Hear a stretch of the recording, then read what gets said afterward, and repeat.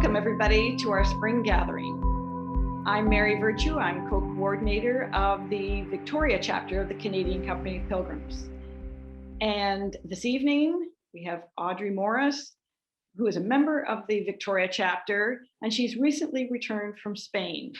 Pretty exciting during this COVID time. Now, Audrey, welcome. I'm really looking forward to hearing what you have to say about your recent Camino. Can you tell us all what inspired you to walk the Camino? Well, thanks very much for asking me to do this, because I realize there's others that have walked it, and congratulations to them all. And I'm sure they had a fabulous time. So basically, I did the Portuguese in 2018 from Porto. And when I finished that, I had walked with a friend from Australia, and she said to me, "Do you think you'll do another Camino?" And I said, you know, I might need some time to think about that. I had really bad Achilles inflammation, and I was quite sore. But I wasn't home for very long when I realized, yes, I would be doing another one. It was just a matter of when and which one. So like so many others, I had one planned for 2020, which had to be canceled. And I sort of pouted for a while, and I uninstalled my Duolingo to learn some Spanish. And then about a year ago, I had been making some changes physically, and I felt fit. And the wheels started turning. I was following the Camino Forum and noticing people were planning, and other Canadians as well. And things were looking hopeful, you know, about April, May. I knew I'd have my second vaccine by the middle of June. And in the middle of June, France made Canada a green country. And, you know, I did some homework and checked out flights and realized, you know what, this is doable. And with the blessing of my family, and to be away for that length of time, I thought this could be an exciting and good time to go. I had sort of been a little bit timid about doing the Francés because I've heard the stories of all the people and the bed races and that type of thing. So I thought, you know, this just might be a very unique experience. And you know what, life is short. And I made it happen, and no regrets. Oh, great. So when you flew over, did you notice there was a big difference between flying over in 2021 and all the COVID restrictions than when you did the Portuguese route? Oh, well, yes. The plane was full. It was Air France direct Vancouver, Paris, and then I did the flight to Biarritz from there, just a change of planes at Charles de Gaulle. So of course the masking, showing the vaccination, proof of vaccination at that time. I did have to apply for France for their European health vaccination, or their sanitaire pass, which came to me while I was in Spain. So that worked out well. So you have to, in the back of your mind, know that you might have to be flexible and there could be changes. You just have to go with that mindset. So, I mean, as far as the traveling bit, yes, there's those extra protocols, but it was worth it. So then here you are in Saint-Jean-Pied-de-Port, and you're ready to go. Okay. Take us on a little bit of your Camino, please. Yes, glad to. Tell us about, some of your kind of special moments, friends you met, that kind of thing. Yes. So, I mean, it was surreal. I arrived in Saint Jean, 9 o'clock on a Sunday morning, August 29th. I think most of the pilgrims that had stayed there that night before were already well on their way up the hill, the mountain. So when I started off about 9:30, you know, I gradually came upon people, and it was just a spectacular day weather-wise. I took a little tour of the town beforehand, went to the pilgrim's office, of course. And, you know, I was just awed right away by the beauty. And like I say, I kept pinching myself to think that I was really there. You know, I've seen these photos that many others have taken and posted and what have you. And there I was there. And the first night, I stayed at Borda, which is an albergue about a kilometer up from Orson, so it's a good alternative. So is this a new one? It opened April last year, 2021. and it's a renovated shepherd's hut. And I've got a couple photos that will come up. But if you go to their Facebook, they've got tons of photos of the inside and that type of thing. So that was a great experience. They're again competitive to Orison as far as pricing and that type of thing. One of the special moments was the next morning when I left there at sunrise, and it just took my breath away. It really did. And as I was leaving, you know, you walk along and there's the cattle there, and it's sort of like they're greeting you as you're leaving, and their bells are going, so you're being serenaded by the cowbells. And as I made my way up there again, I was the only one, and you know, there was border collies working the sheep, and then you see the horses and the cross up on the hill, and all these wonderful landmarks there again that I've seen over the years. So it was a spectacular moment. I mean, overall, people say, what was the best part of the Camino? And I always say the people that I met. And they were mainly from Europe, you know, the Scandinavian countries, the UK, Ireland, very special friends from Denmark and France, and two young ladies, well, actually 3 young Danish ladies that got to be friends with, and I'm sure we'll always be friends with them. We shared the evening in Fontsbaden with the harvest moon, and we were having a bit of a social. And and Sean from Ireland, being I was the token Canadian, went and they were requesting music from the bar, and you know, Neil Young's Harvest Moon.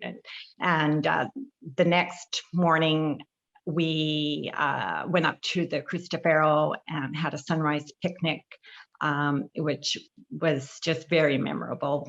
The girls had bought the ham and the meat and the bread and the cheese, and we laid out our rain ponchos and watched the sunrise. So very special moments with Lean and Nana and Marie, for sure. And also with Uma, she was from Uruguay, living in Dublin, and Jean-Yves from France. And they're just wonderful people. And that, to me, you're with that's the beauty of the Camino, I think, is you're with like-minded people, and the spirit of the Camino. It's just been great.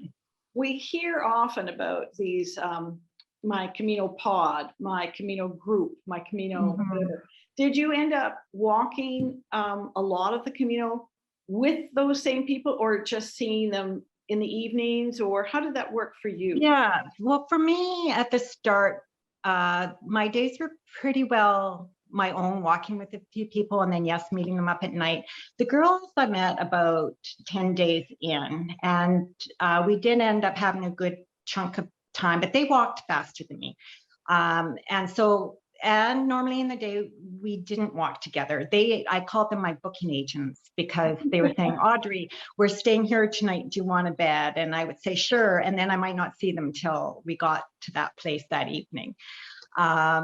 So yes, there were the little pods. There was a Camino family that crossed paths with all along the way, and they were a mix of international group of young folks. And you know, I felt like I knew them, but even though like we never really, there was a couple of places we were staying together and what have you, but we always saw them, and sure enough, they were there in the square at the end. So yes, it was wonderful. So I had that solidarity, but I also had the friendships. Oh, that's lovely. Yeah. Now you mentioned that these young girls probably. They were young. Were they young? Okay. We would say, would you like to stay here? And they were booking ahead. Now, most of the people who are watching this interview this evening, if they have walked the Camino, they have not booked, because it's pretty difficult to book an albergue on the Camino. It's kind of not a done thing. You show up, that kind of thing. I mean, obviously you're going to book hotels, but for albergues and refugios, you can't book. So obviously something's changed because of COVID. I think partially, and that was a little bit of keeping your ear to the ground, sort of to speak, and getting a feel from what people were saying. We like, to be clear, we did not book every night. I had my first 3 nights booked before I left. That was a personal choice.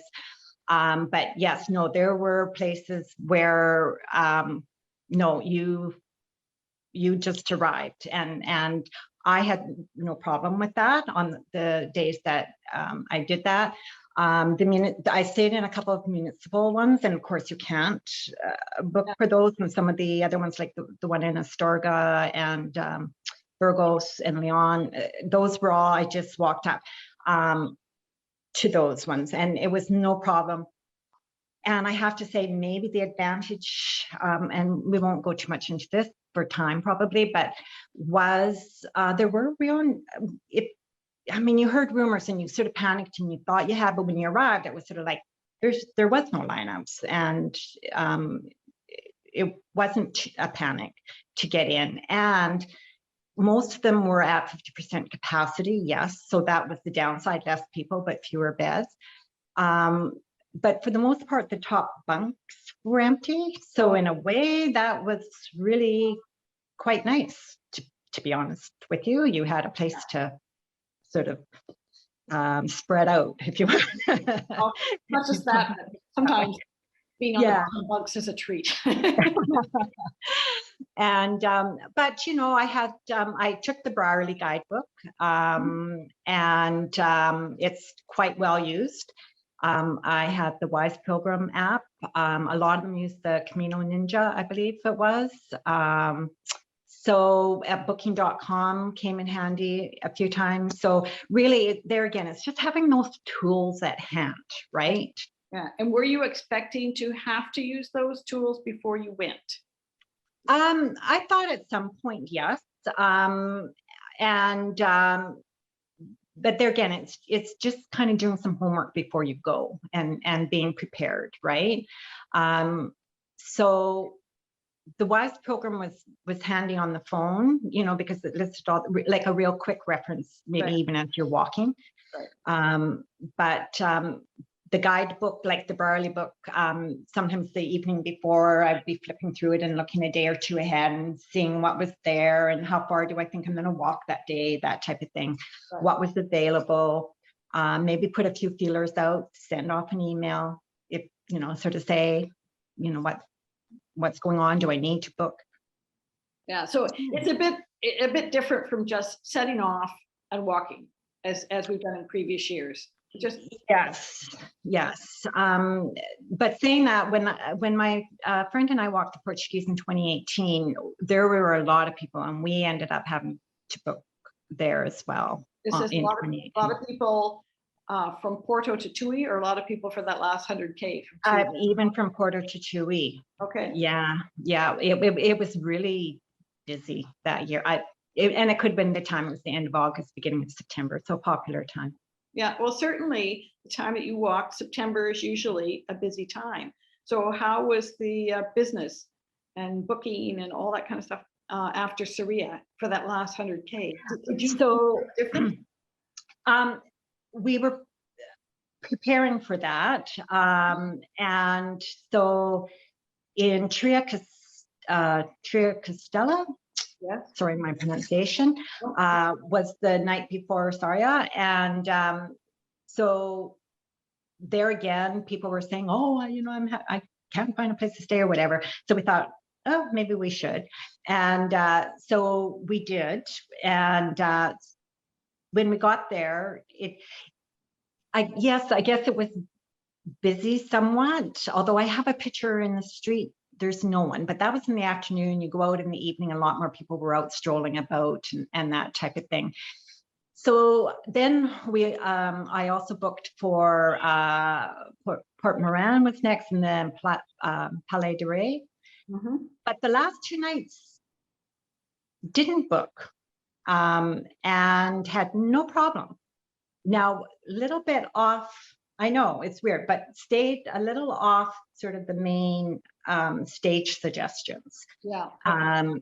so that helped. And the last night was in Lavacola, Yeah. which was only 10K out, and didn't get there till about, I think, 3 p.m. or so, and no problem finding a place. Great. So yeah, it's, It's just, I wish I could give a definite answer or what have you, but really it's just being aware of the time you're in, and maybe if you're on a wave of people or what have you. right. Good. I'm wondering, did you know how if we go to a coffee shop here, well, coffee shop where you sit down or that kind of thing, we have to show a vaccine card, some sort of vaccine record. Did you have to show that to get into albergues or into restaurants or anything? Like, when did you No. when did you have to bring it out? Let's put it that way. Yes. So in France, Okay. not when I entered France, but because I didn't have the sanitaire pass, like the first day, when I had lunch at Orison and a coffee at the Starbucks in the airport, I had printed my paper copy of my BC vaccination, because we didn't have our QR code then, and no problem. That was the only time. Once I crossed over into Spain, it was never asked once. When I was in La Rosuana, the host there, the albergue I was staying at, he was very particular. He even sprayed our bags and that type of thing. And, when you're inside, you wear your mask. In all the cafes, restaurants, you wear your mask inside, just like here. It's no different. Always carried one, had them handy. And I asked him, because I said, do you want to see my proof of vaccination? Because he seemed quite particular. And he said, no, only the police can ask for that. That's what he told me. And I was never asked for it again. Okay. Yeah. Very interesting. And I know that Spain, I think now or the next couple of days, you won't have to wear your mask outside anymore. I imagine when you were walking, you're in the middle of nowhere. So you worn your mask, but coming into Leon, into Burgos, into Santiago, were people wearing masks? And did you feel like you had to put on your mask? I would say, as you're walking in, no, but I noticed it actually started in Pamplona, even like sort of when you're out exploring the city or what have you in large crowds. Yes, there were visibly a lot more masks worn. I did a few times, and just there again, sort of paid it, as it came. Yes, when you're walking outside, like actually walking, nobody was wearing them. It was just sort of like the protocols that we have here inside a grocery store, restaurants, that type of thing. And if you were even outdoors in sort of a mass group of people, you could sort of tell maybe the locals from the non-locals, and if they were wearing their masks, you masked up. Yeah, exactly. Out of respect, really. Yeah. I have to say it wasn't a huge topic of discussion among the pilgrims as we walked. It was a nice break from it all, if you want to say that. There was no constant knowledge of what the numbers were and what the situation was. If there was a TV on, we were also there when the volcano blew in La Palma. So that was dominating the news. So when you went into anywhere where there might be the TV, showing news or whatever, that was the priority. Oh, okay. So I wanted to talk to you, talked about some of the special moments and the friends, but were there any real treasures along the way? There were all these little, treasures is a good way to put it. And, one fun afternoon was I took the alternate route and went through Lucan. Yeah, where is Lucan, for those who don't know that? Yes. So it was Yavir. No, I can't remember the name of the town, but it was before you have the choice of going where most people do to Estella or Estea. Estea, yeah. Estea. and I didn't. I went left. Okay, the road not taken. Okay. Yeah, and I came across nobody else, and it was so I was looking over towards where everybody else is walking, the peak that you can see, and that I guess most people go over, and it was an awesome village, and I got to the albergue and earlier than I thought, and like the door was open but nobody was there. I called the phone number and he said, "Oh, you're there already." He says, "Just go on in and pick a bed." He says, "There's the kitchen, have a shower, what have you." The town didn't really have a cafe or restaurant, but they had this big outdoor pool, and the whole community gathers around this pool, and they have the food and everything there. Well, that afternoon, it was a Friday, there was a cycle race for the youth, just like he would, like the Tour de France or something, where they were roaring through the town and doing the circuit and everything. The Tour de Lupin. Yeah, exactly. And of course, so the families were all out to cheer on their kids, and then they were all, a lot of them, back at this pool. They had the tapas and the drinks. Ended up, there was another group of 5 that had been traveling together that couldn't. And one of the reasons why I went that way is I was having and heard rumors about difficulty of getting a bed on the regular route, I guess you might want to call it. And sure enough, they couldn't find a place, so they ended up having to cross over to Lucan for the night. And so there was 5 of them, so the 6 of us went out for the tapas and joined the village. And yeah, so that was another nice little treasure moment. The flute player, when we got into Galicia, it was you could hear this flute playing in the woods, and you come along, and he had a stamp, so you could stamp your credentials. Where was this? That was after Saria, I think. Okay. It was, yeah.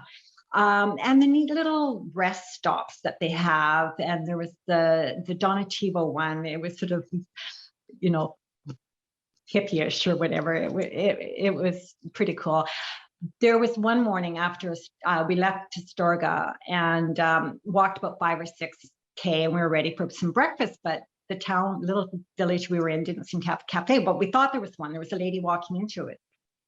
So we asked her, "Are you open for breakfast?" And she waves us in while we follow her, and it wasn't a cafe. She was the owner of the albergue, and she offered to cook us breakfast. Wow. And she just, I know, yeah, just the spirit of the Camino, right? Yes. And a nominal cost, like I think she just made up the price. So there was that, and there was another owner of an albergue, our second to last night, Fernando and Olga, and it was very eclectic. He used to be a librarian or whatever. So you walk in and there was, like, it was a catch-all, books and tools and what have you, but they were just the nicest people, and they had their translators there and really made an effort. And the cost of the night also include, we'll do your laundry and what have you. So the other neat experience was we leaving Lyon early in the morning, and it was September 18th, which is the day of the La Virgin Camino.